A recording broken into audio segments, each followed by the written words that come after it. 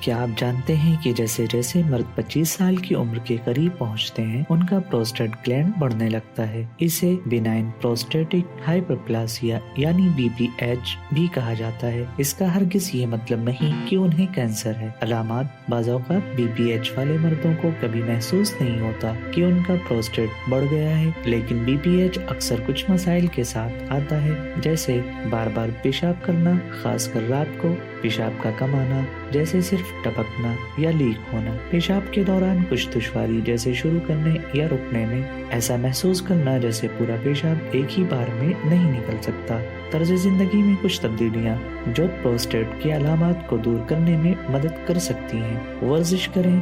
ورزش اور میڈیٹیشن باقاعدگی سے کریں۔ گہری سانس لینے کی مشق تناؤ کو کم کرنے میں مدد کرتی ہیں۔ وہ مرد جو گھبراہٹ اور تناؤ کا شکار ہوتے ہیں اکثر پیشاب لیک کر دیتے ہیں۔ وقت لیں۔ جب آپ باتھ روم میں ہوں تو اپنے پیشاب کی نالی کو مکمل طور پر خالی کرنے کے لیے وقت لیں۔ اس سے بار بار پیشاب کے لیے جانے کی ضرورت نہیں پڑے گی۔ پیشاب کو ٹپکنے سے روکیں۔ پیشاب کرنے کے بعد ٹپکنے کو کم کرنے کے لیے ایک ہاتھ کی 2 یا 3 انگلیاں اپنے اسکروٹم سے تقریباً 1 انچ کے پیچھے رکھیں اور آہستہ سے اوپر کی طرف دبائیں۔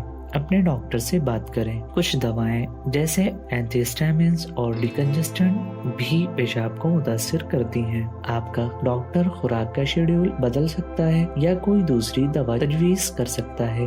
شام کے وقت مائعات یعنی لیکوڈ پینے سے پرہیز کریں، خاص طور پر کیفین والے اور الکوہل والے مائعات یعنی لیکوڈ سے پرہیز کریں۔ ادویات ہمیشہ ایک آپشنز ہوتی ہیں، لیکن طرز زندگی میں کچھ آسان تبدیلیاں پروسٹیٹ کے بڑھنے کے علامات کو دور کرنے میں مددگار ہو سکتی ہیں، تو کیوں نہ انہیں آزمائیں۔ ادویات اور سرجری کے اختیارات کے بارے میں مزید جاننے کے لیے ہماری دیگر ویڈیوز دیکھیں۔